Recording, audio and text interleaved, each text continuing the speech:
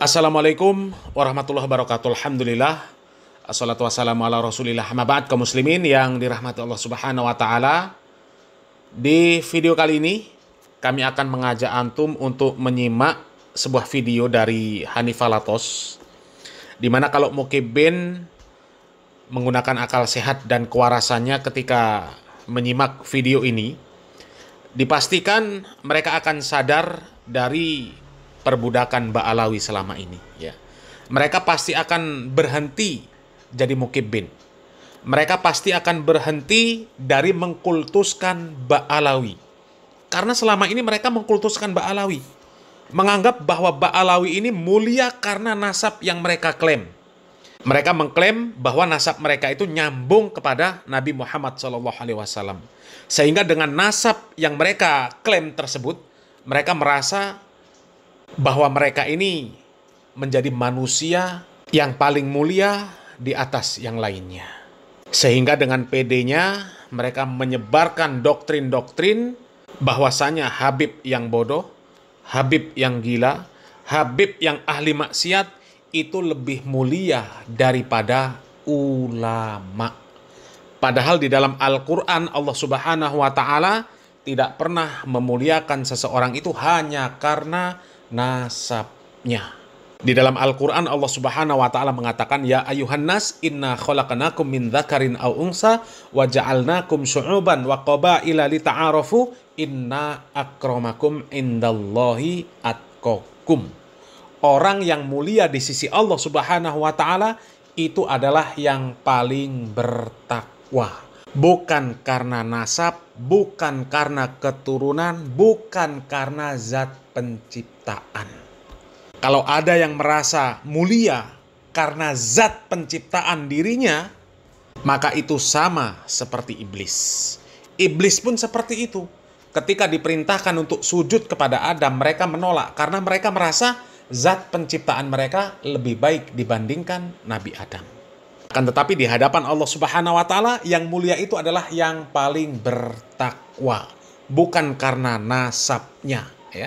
Dan akhirnya Hanif Alatos di dalam video ini mengakui dalil tersebut dan tidak bisa membantahnya. Coba kita simak video ini. Jadi pada pertemuan-pertemuan sebelumnya kita berbicara tentang mutaba'ah, bagaimana semua kebaikan, semua keberuntungan, semua kemenangan ada di balik mutaba'ah, mengikuti jejaknya baginda Nabi besar Muhammad sallallahu alaihi wasallam. Siapa yang ingin bahagia, kuncinya ngikuti Rasulullah. Jalankan apa yang diperintahkan Rasulullah. Jauhi apa yang dilarang Rasulullah. Cinta terhadap apa yang dicintai oleh Rasulullah. Oh, yang sholawat sedikit nih. Rasulullah sallallahu alaihi wasallam, dan benci apa yang dibenci oleh Rasulullah sallallahu alaihi wasallam. Al-hubbu fillah wal bughdhu fillah. Itu kunci kebahagiaan. Makanya di sini beliau beristidlal, berdalil bagaimana pentingnya mutaba'ah. Mengutip firman Allah Ta'ala di surat Ibrahim ayat ke-36, bahwasanya Allah berfirman, bercerita tentang perkataannya Nabi Allah Ibrahim, faman tabi'ani fa innahu minni. Jadi setelah Nabi Allah Ibrahim di ayat sebelumnya berdoa, Rabbi ja'al hadzal balad aminan, supaya dijadikan negeri ini aman, kemudian berdoa supaya dzurriyyatnya dijadikan orang-orang yang beriman. Kemudian Nabi Allah Ibrahim di situ mengatakan kepada Allah Ta'ala, Allah menceritakan tentang perkataannya Nabi Allah Ibrahim, ya Allah, sesungguhnya innahunna adlalna katsira. Ini kadang-kadang kalau baca ayat ini mesti dicek dulu ini. Shallu ala Nabi Muhammad.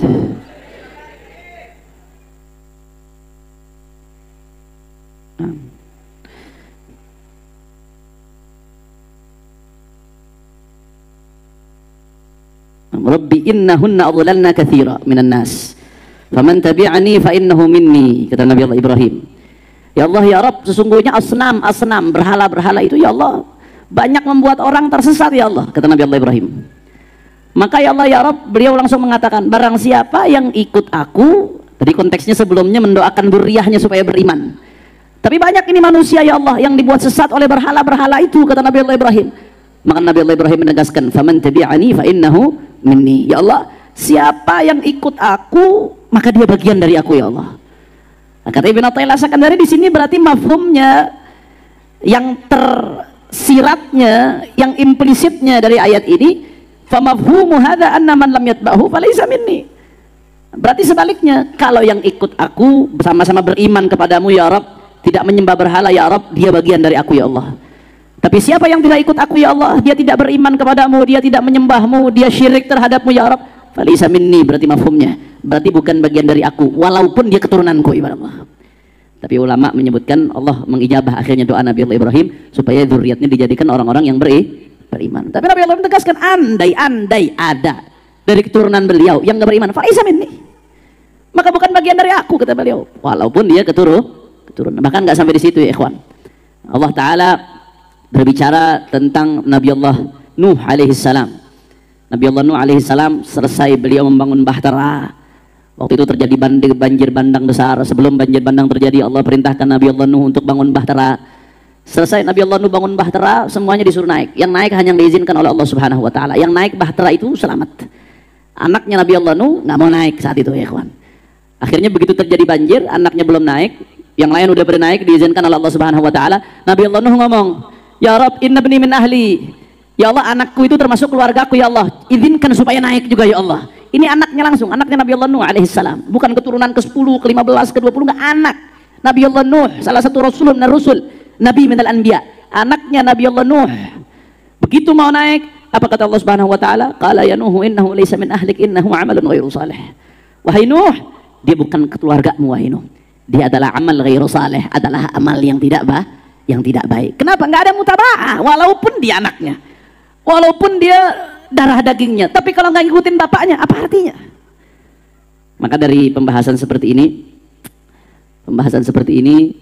ada beberapa pelajaran yang bisa diambil. Yang pertama, bahwasanya bagi orang-orang yang Allah berikan kenikmatan keturunan yang mulia, entah Habibkah yang keturunan Rasulullah, Sayyid, Syarif, atau yang keturunan Kiai, Gus, Rohra, dan lain sebagainya, ini jadi pelajaran nih dari ayat ini. Bahwasanya yang pertama, hanya keturunan saja, garis keturunan nggak bisa menyelamatkan seseorang di hadapan Allah Subhanahu wa Ta'ala. Nggak bisa ya ikhwan, nggak bisa. Kalau nggak dibarengkan dengan mutaba'ah, nggak bisa. Makanya di dalam satu hadis disebutkan, man abta'a bihi amaluh lam yusri' bihi nasabuh. Siapa yang amalnya lambat, nasabnya nggak membuat dia cepat. Artinya apa? Amal yang buruk nggak bisa mengangkat seseorang yang nasabnya baik. Bahkan justru berapa banyak orang yang nasabnya biasa-biasa saja, tapi amalnya baik, Allah angkat. Ada orang amalnya, nasabnya luar biasa, tapi amalnya buruk, dihinakan oleh Allah Subhanahu wa Ta'ala. Enggak, nasab nggak bisa jadi patokan. Kalau nasab itu bisa jadi patokan keselamatan seseorang di hadapan Allah Subhanahu wa Ta'ala, maka yang pertama selamat anaknya Nabi Allah Nuh ya ikhwan. Ini makanya salafun salih nih baca ayat ini nih, innahu ya Nuh innahu laysa min ahlik, innahu amalun ghairu salih. Wahai Nuh, itu bukan keluargamu, itu adalah amal yang tidak baik. Para salafun salih nih kalau baca ayat ini banyak yang nangis dari kalangan habaib. Enggak, mereka sama sekali enggak ada kesombongan karena nasab yang bersambung ke Rasulullah, enggak. Justru mereka ketika baca ayat ini banyak yang menangis. Nasab saya enggak bisa menyelamatkan saya di hadapan Allah kalau amal saya enggak baik. Ini anaknya Nabi, langsung anak kandungnya. Bukan keturunan ke-10, ke-15, ke-20, ke-30. Salafun saleh kalau baca ayat ini mereka nangis, mereka takut nanti di yaumil qiyamah seperti anaknya Nabi Allah Nuh di hadapan Rasulullah sallallahu alaihi wasallam. Jadi ini pelajaran luar biasa, ikhwan. Nasab seseorang tidak bisa menyelamatkan dia di hadapan Allah Subhanahu wa Ta'ala. Bahkan dalam ayat lain Allah Subhanahu wa Ta'ala berfirman, ya, di ayat lain, walladzina amanu wattaba'athum dzurriyyatuhum biimanin alhaqna bihim dzurriyyatahum. Kata Allah Ta'ala, perhatikan baik-baik, walladzina amanu, mereka yang beriman, wattaba'athum dzurriyyatuhum biimanin, dan dzurriyahnya mengikuti mereka dalam hal iman. Artinya orang-orang saleh yang beriman, kemudian datang di kemudian hari dzurriyyatnya yang juga ngikuti jejak leluhurnya yang beriman. Apa yang terjadi? Alhaqna bihim dzurriyyatahum. Nanti di akhirat dzurriyyatnya, kalau memang kakeknya derajatnya tinggi, dzurriyyatnya derajatnya ditinggikan juga oleh Allah Subhanahu wa Ta'ala. Tapi syaratnya apa? Tadi di ayat ada syaratnya, ittiba. Wattaba'athum dzurriyyatuhum biimanin. Hanya sekedar cucu saja nggak cukup, harus ittiba. Nggak ada gunanya tuh. Makanya di tafsir disebutkan, tafsir Ibnu Jarir at-Tabari dan beberapa tafsir disebutkan bahwasanya maksud daripada ayat ini nanti di yaumil qiyamah orang-orang yang beriman dan anak cucunya pun ikut beriman. Nanti ketika di yaumil qiyamah begitu dia lihat, ya Rabb, anak cucuku mana ya Allah, ya Rabb, kok nggak bareng sama aku ya Allah, ya Rabb. Akhirnya Allah Ta'ala lihat anak cucunya beriman atau enggak, anak cucunya ikut beriman, ngikutin jejak iman kakeknya. ikutin jejak iman leluhurnya, itu anak cucunya diangkat juga derajatnya oleh Allah supaya kumpul sama leluhurnya, saudara. Ya Allah, mudah-mudahan kita dikumpulkan sama orang-orang saleh insyaallah. Nah ini la ilaha illallah. Tapi itu tadi ada catatan di ayat wattaba'athum dzurriyyatuhum biimanin. Syaratnya tetap ittiba'. Nasab yang mulia tanpa ada ittiba' enggak ada gunanya ya ikhwan. Makanya Ibn Athaillah mengatakan fal mutaba'ah taj'alu tabi' ka'annahu juz'un minal matbu' wa in kana ajnabiyan. Ka Salman liqauli Salman min ahlul bait. Sebaliknya tadi, kalau nasab yang mulia tapi enggak ngikutin jejak datuknya enggak ada gunanya. Tapi sebaliknya, orang yang nasabnya enggak mulia tapi dia ngikutin Rasulullah sallallahu alaihi wasallam, justru dia diangkat oleh Allah Subhanahu wa taala. Fal mutaba'ah taj'alu tabi' ka'annahu juz'un minal matbu'. Mutaba'ah itu kita mengikuti Rasulullah, kita ini tabi', berarti kita ngikuti. Kalau mengikuti Rasulullah, Rasulullah itu matbu' yang diikuti. Nah ketika seseorang mengikuti Rasulullah, maka Allah menjadikan pengikut adalah juz'u minal matbu', seolah-olah bagian darah daging dari yang diikuti ya ikhwan. Itu baginda Nabi besar Muhammad sallallahu alaihi wasallam. La. Dulu salafun saleh enggak ada yang ngandelin nasab, enggak ada. Mereka beramal. Ya, bahkan andai kata nasab itu bisa ngangkat kita di hadapan Allah Subhanahu wa taala meskipun amalnya jelek, andai kata bisa, maka yang pertama selamat di yaumil qiyamah Abu Lahab. Abu Lahab pamannya Nabi. Andai kata nasab bisa menyelamatkan kita di hadapan Allah, yang pertama selamat Abu Lahab, pamannya Nabi. Tapi dia nggak ngikutin Nabi, nggak beriman sama Nabi, nggak ada gunanya kedekatan dia sama Rasulullah sallallahu alaihi wasallam. Allah. Makanya justru sebaliknya yang kedua, justru seseorang yang bernasab mulia itu seperti para habaib, para gus, cucunya kiai-kiai ini, justru itu menjadi pecutan bagi dia. Kalau dia berbuat jelek, bagaimana mungkin engkau berbuat jelek sedangkan kakek-kakekmu orang baik? Ada seorang ahlul bait yang berpesan ke anaknya, kalau nggak salah Imam Ja'far Shadiq atau Muhammad Al-Baqir, pesan ke anaknya, ya waladi al-jahlu ghabih bi wa bak akbah. Wahai anakku, ilmu itu indah betul, tapi kalau ilmu itu ada padaku dan padamu yang nasabnya bagus akan lebih indah lagi. Sebaliknya, ya waladi al-jahlu gabi, wahai anakku, ini ahlul bait nih. Kejelekan itu buruk, kebodohan itu buruk, jelek. Kebodohan buruk, jelek.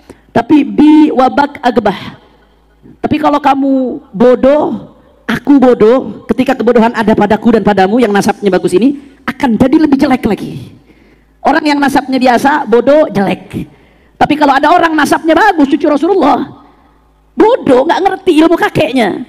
Padahal kakekmu orang alim, bin orang alim, bin orang alim, bin orang alim sampai ke Rasulullah sallallahu alaihi wasallam. Orang wali, bin wali, bin wali, bin wali sampai Rasulullah sallallahu alaihi wasallam. Orang saleh, bin orang saleh, bin orang saleh sampai Rasulullah sallallahu alaihi wasallam. Tapi kok kamunya begini?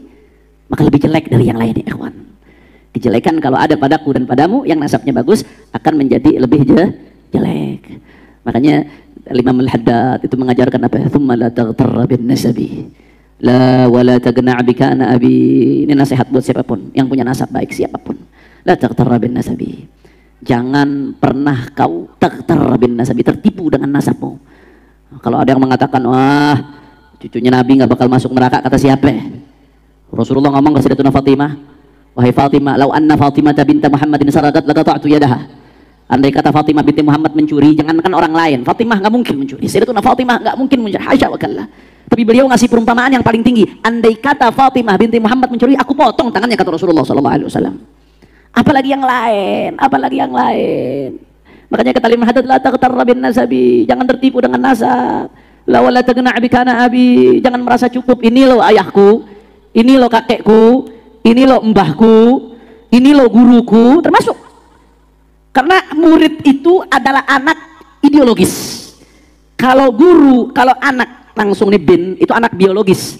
Ada Said Fagih, anak biologis, Habib Rifki. Tapi murid itu anak ideologis ya ikhwan. Termasuk ngebangga-banggain guru, tapi nggak bisa ngikutin jejak gurunya. Apa artinya? Dia bernasab secara ilmu ke gurunya, tapi nggak bisa ngikutin jejak gurunya. Apa artinya ya ikhwan? Fakama annal mutaba'ata tuthbitul ittisal, fakadzalika adamuha yuthbitul infisal, kata Ibn Athaillah. Sebagaimana orang kalau ngikutin nyambung walaupun jauh, tapi kalau tidak ngikuti jejak orang tuanya, gurunya, rata-rantai keilmuannya, justru dia menjadi jauh walaupun dia dekat ya ikhwan. Na'udzubillah min. Mudah-mudahan kita terus di barisan guru-guru kita insyaallah. Jadi Imam Al-Haddad itu sampai tsumma la taghtarra bin nasabi. La wala tagna' bika ana abi. Jangan kamu tertipu dengan nasab. Wala tagna' bikana abi, jangan merasa puas dengan ini lo ayahku, ini lo mbahku, ini lo guruku, ini lo kakekku. Jangan merasa puas. Dalam syair lain disebutkan, lasna, kata sebagian ulama, lasna wa in kunna du hasabin yauman 'alal ansabi nattakilu nabni kama kanat awailuna tabni wa naf'alu mithla ma fa'alu.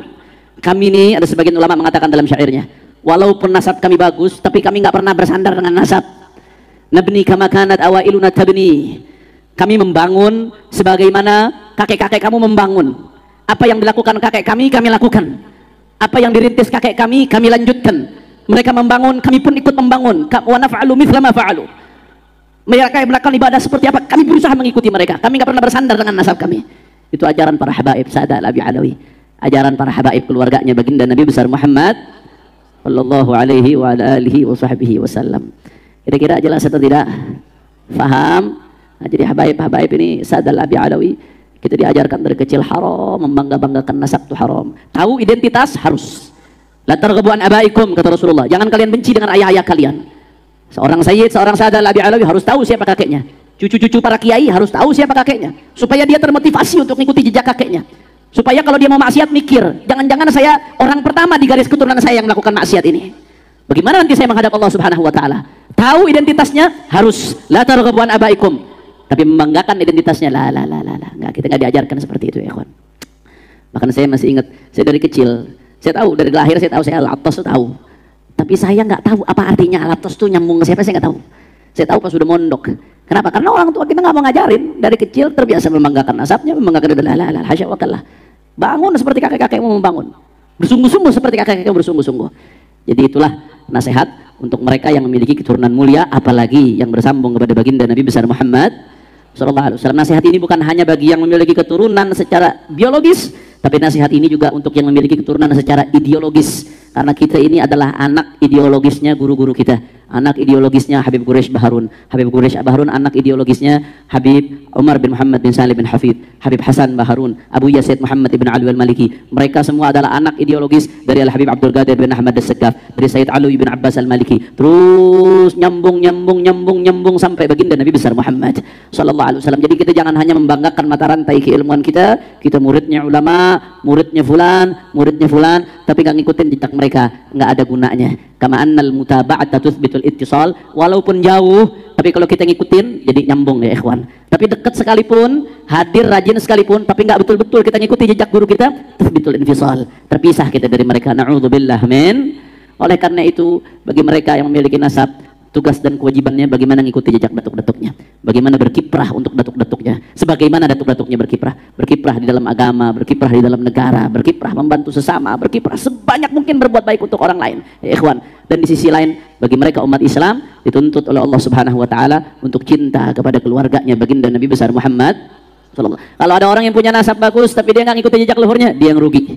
Orang punya nasab bagus, dia nggak ngikuti jejak luhurnya, dia yang rugi. Kalau ada orang umat Rasulullah sallallahu alaihi wasallam nggak cinta kepada keluarga Rasulullah sallallahu alaihi wasallam, dia yang rugi karena dia melanggar perintahnya Allah Subhanahu. Nah, jadi masing-masing ada tugas, masing-masing ada tugasnya. Para habaibnya Allah berikan nikmat, para anak-anak kiai keturunan ulama ini Allah berikan nikmat tanpa mereka berusaha. Maka nikmatnya bukan untuk dijadikan kesombongan, tapi untuk memotivasi dia berbuat baik, lebih baik lagi. Dan sebaliknya umat Nabi Muhammad SAW, Allah Subhanahu Wa Taala perintahkan untuk cinta kepada keluarga Rasulullah sebagai bentuk syukur kita kepada baginda Nabi besar Muhammad sallallahu alaihi wa ala alihi wa sahbihi wasallam. Mudah-mudahan Allah kasih kita taufik insyaallah untuk bisa ngikutin jejaknya Rasulullah sallallahu alaihi wasallam, untuk bisa ngikuti salafun salih, dan mudah-mudahan di dunia kita cinta kepada mereka, Allah kasih kita taufik untuk bisa mengikuti mereka, besok di akhirat kita dikumpulkan bersama mereka. Amin ya rabbal. Ya kaum muslimin, itu tadi pembahasan masalah nasab Ba'alawi yang disampaikan oleh Hanif Alatos. Ya, ini nggak ngerti video lama apa video baru kaum muslimin ya. Kalau video baru ya kita berharaplah mudah-mudahan ini beneran keluar dari kesadaran Hanif Alatos ya, dan benar-benar untuk meluruskan kesalahan yang dilakukan oleh para Ba'alawi selama ini ya. Tapi kalau cuman sekedar untuk pencitraan saja ya, supaya terkesan Ba'alawi ini ya pemahamannya sebaik ini ya, maka mudah-mudahan Hanif Alatos ini mendapatkan balasan yang setimpal, karena menggunakan ayat Al-Quran hanya untuk memenuhi keinginan hawa nafsunya. Menggunakan ayat Al-Quran hanya untuk kepentingan Ba'alawi saja. Sehingga ya sangat pantas mendapatkan balasan dari Allah Subhanahu wa taala ya, karena telah mempermainkan Al-Qur'an, menggunakan Al-Qur'an hanya untuk memenuhi keinginan hawa nafsunya ya. Dan kalau memang ini video lama ya, kalau ternyata ini video lama, berarti memang karakter Ba'alawi itu semuanya pendusta. Semuanya pendusta ya. Karena kalau kita menyimak pemaparan dari Hanif Alatos tadi ya, Hanif Alatos mengatakan apa? Ya, kunci keselamatan itu adalah muttaba'ah, mengikuti Nabi Muhammad SAW. Kalau nggak muttaba'ah, bakal celaka. Ya, nggak cukup dengan nasab saja kemudian pasti selamat, nggak cukup. Ya, nggak cukup dengan nasab yang mulia pasti selamat, nggak cukup. Dalilnya disampaikan sama Hanif Alatos. Ya, di dalam surat Ibrahim, ya, Allah Subhanahu Wa Taala mengatakan, di mana ketika Nabi Ibrahim mengatakan, ya Rabbi innahunna adlalna katsiran minan nas faman tabi'ani fa innahu minni wa man asani fa innaka ghafurur rahim. Dan kemudian Hanif Alatos juga menyampaikan hadis di mana Nabi Muhammad SAW mengatakan waman bata'a bihi amalu lam yusri bihi nasabu. Barang siapa yang lambat amalnya, nasabnya nggak bisa menolong. Jadi yang disampaikan Hanif Alatos ini luar biasa.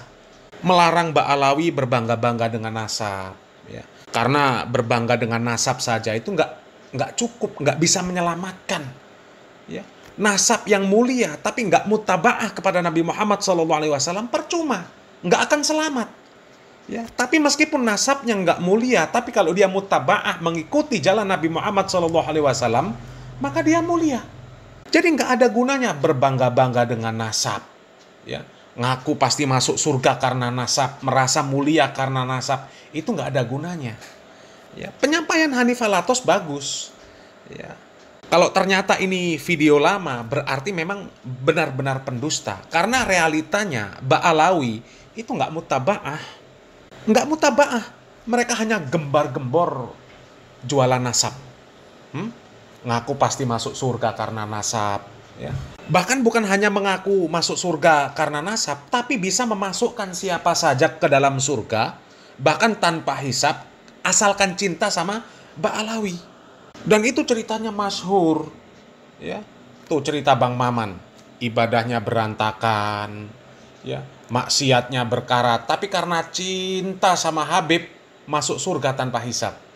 Coba. Ya. Kemudian Hanif Alatos mengatakan nggak boleh bangga-bangga dengan nasab, dengan guru, dengan leluhur. Ya, nggak boleh cuma bangga-bangga, kecuali bisa mengikuti mereka. Tapi Ba'alawi pada prakteknya, kalau ceramah isinya yang membangga-banggakan Ba'alawi. Ya, yang bisa mi'raj sehari 70 kali, yang bisa memadamkan api neraka, yang bisa ke surga kapan saja. Hah? Apalagi bisa menurunkan rantai emas dari langit, bisa menurunkan hujan susu. Ya, sekali tarikan nafas bisa membaca zikir ribuan kali, sekali duduk bisa membaca Al-Quran sampai khatam. Bahkan yang ngelindur pun ya, bisa sampai menghatamkan Al-Quran. Ngelindurnya hatam Al-Quran, coba. Masih banyak lagi ceramah-ceramah Ba'alawi yang isinya ya coba membangga-banggakan nasab, membangga-banggakan leluhur Ba'alawi. Ya. Isi ceramah-ceramah mereka semuanya seperti itu. Coba cari ya, ceramah-ceramah Ba'alawi yang mengajarkan ya mana tauhid, mana syirik, ya, tentang bagaimana cara wudhu yang benar, sholat yang benar, mengajarkan zikir-zikir harian, ya, zikir pagi petang, mengajarkan amalan-amalan sunnah. Ya, hampir nggak ada yang beredar ceramah-ceramah Ba'alawi, ya isinya ndawir semua. Jadi sekali lagi kaum muslimin ya, kalau memang ini video yang baru dari Hanif Alatos ya, maka kami yakin para mukibin kalau benar-benar memperhatikan, mereka pasti sadar ya. Nggak lagi mengkultuskan Ba'alawi, nggak lagi. Karena jelas-jelas Hanif Alatos menyampaikan ayat-ayat Al-Quran, menyampaikan hadis-hadis Nabi Muhammad SAW bahwasanya orang itu nggak ada yang mulia karena nasab, nggak ada yang selamat karena nasab, apalagi bisa sampai menjamin orang lain untuk selamat hanya karena cinta kepada nasabnya. Kami yakin kalau Mukibin benar-benar sadar memahami apa yang disampaikan Hanifah Latos ini, maka dipastikan para Mukibin akan sadar. Nggak lagi mengkultuskan Ba'alawi. Karena dalil-dalil yang selama ini digunakan oleh orang-orang yang mengkritik Ba'alawi, yang merasa paling mulia, itu nggak bisa dibantah oleh Hanifah Latos, bahkan disampaikan oleh Hanifah Latos sendiri. Ya. Dan kami yakin akan bubar Mukibin seandainya apa yang disampaikan oleh Hanifah Latos ini benar-benar diterapkan oleh para Mukibin, diterapkan oleh Ba'alawi. Yakin nggak akan lagi istilah para Mukibin, para Habib, nggak ada lagi, karena semuanya sama. Ya, yang mulia di hadapan Allah Subhanahu wa Ta'ala adalah yang paling bertakwa. Nggak lagi ada cerita Ba'alawi yang nggak punya ilmu, ya, ceramah. Nggak ada lagi cerita yang seperti itu. Ya.